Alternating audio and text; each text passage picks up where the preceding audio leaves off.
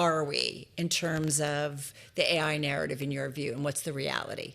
Well, I think investors have to ask a question right now. What am I getting into when I invest in Microsoft, Google, and Amazon? So UBS estimates that 27% of Google Cloud's revenue this year will be OpenAI and Anthropic, increasing to over 48% next year. That is a remarkable amount of money. It's going to be over $124 billion next year. Everyone is buying into these stocks because they believe all of that capex is going towards diverse and spread out AI demand, when in fact what it's actually doing is helping create infrastructure for two unprofitable, unsustainable companies. So the other one would be Anthropic. Yes. You argue. So give us more data, because you have you're citing Microsoft, but what about AWS? Well, that was what I was saying. So Barclays actually says that this year, 13% of AWS revenue will be both OpenAI and Anthropic, and next year will be 18%. AWS, much bigger business than Google Cloud. Now, just to be clear, when I was saying that 27% this year and 48% next year for Google Cloud, I meant both Anthropic and OpenAI. Okay. Most people don't know that OpenAI is a large customer of Google Cloud. It's not a well-known fact, but this was actually mentioned by UBS's Stephen Ju. So where would those companies be right now without Anthropic and without OpenAI? Well, I have serious questions about that. So in calendar year 2025, according to my own reporting about OpenAI's numbers, 69% of the year-over-year growth of Microsoft Intelligent Cloud segment was actually from OpenAI. Without that, it would have only grown 8% year-over-year, which is barely beating inflation. And so everyone is being sold what I consider kind of a lie. It's honestly kind of a scandal. So this goes back to, I feel like we have companies, the circular financing, the circularity of it all, and kind of creating demand for their products. So when does it start? When does I asked this earlier with the guest, when does the party end in your view?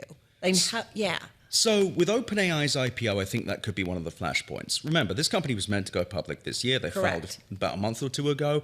And now the New York Times has reported that they are delaying until 2027. That's lethal for a number of people, but OpenAI and Anthropic need continual flows of capital. They do not pay their bills out of existing cash flow. So when anything happens to that cash, I think that's the first kind of domino to fall. But then again, there's also the overall problem of data centers just not getting built very fast, taking about 12 to 36 months, depending on how small or large a data center is actually being built at. And the problem is that everyone believes that AI is coming out of cash flow, that AI is coming out of just this diverse revenue base, when it's really not. It's extremely narrow. The information reported a few months ago that 89% of the largest AI companies, well, their revenue comes just from OpenAI and Anthropic. It's heavily centralized. Doesn't it have to be centralized to some extent? This is expensive to do, or no, in terms of data center build out and so on and so forth? And what's going to make AI, generative AI, the ability for it to be really, really good is having access to lots of information. So doesn't it have to be, to some extent, Ed, concentrated? Well, when I say concentration, I mean concentration of revenue in these two companies. No, I understand, but to make it good, so doesn't it make sense that those who are exposed the most, it's going to be concentrated to some extent? Well, I mean, when we're talking about, so Sightline Climate said that they saw back in February about 190 gigawatts worth of data center capacity being built in the next few years. It's built or under planning. Now, if you work that out with a PUE, so just the efficiency rating of 1.3, you're coming out to 12 million a megawatt, over $1.6 trillion of annual revenue needed to satiate those data centers. Having two customers is not going to do that. Even their most spendy, Anthropic and OpenAI, well, they can't afford anything. They need venture capital, but they're only going to spend $400 billion a year. And that's if they get that far, which I don't believe they will.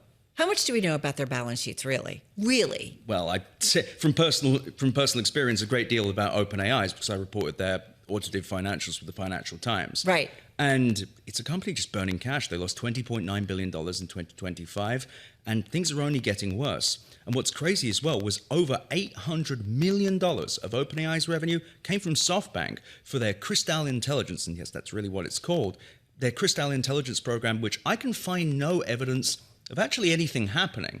And SoftBank, a large shareholder of OpenAI with no board seats.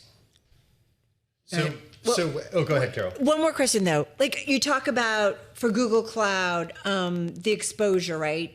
And you said 48% next year in terms of these two customers. I have to say, that there are smart people running these companies. And normally you would say your exposure to just a handful of customers is not a great thing. Do you say that these companies that aren't doing their due diligence, be it Alphabet or, pick your hyperscaler?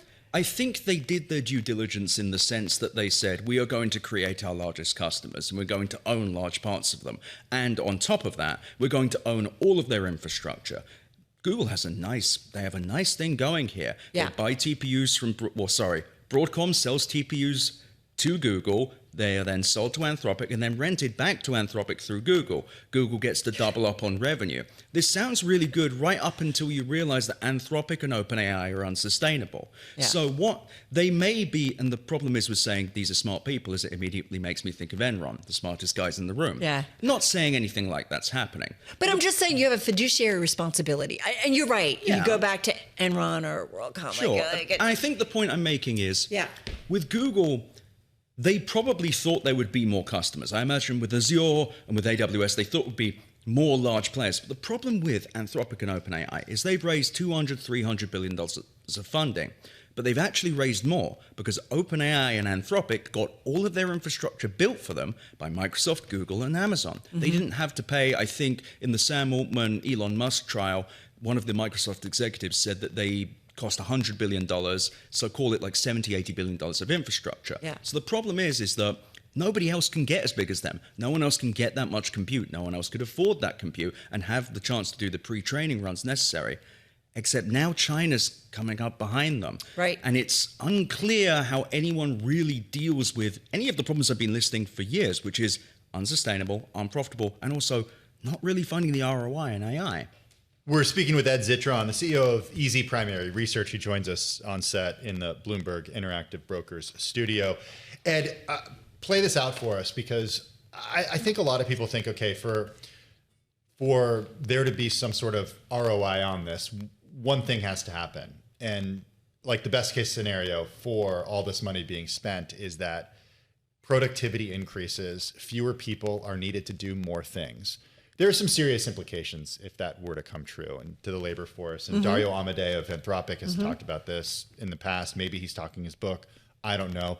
The other side of this is, well, if that doesn't come true, then what does it mean for these stocks that have gained so much on hopes that they would be responsible for some of this productivity increase? Like, how does the shoe drop? What happens? Well, the thing is, if you think about what Amazon, Google, and Microsoft have done, and Meta to some extent, but they're not selling compute capacity yet, is they have gone from being these cash heavy, these cash machines. They just spill out money, low cash burn, high revenue, low assets, into these bulbous GPU-filled asset mongers who are just full of these semi-built data centers for 2 customers or 3 customers at best, so that they can do what? Rent them out so that they can rent their models. And it isn't really clear what the plan is at this point. And the problem is, for me to be right, it doesn't even have to go that badly.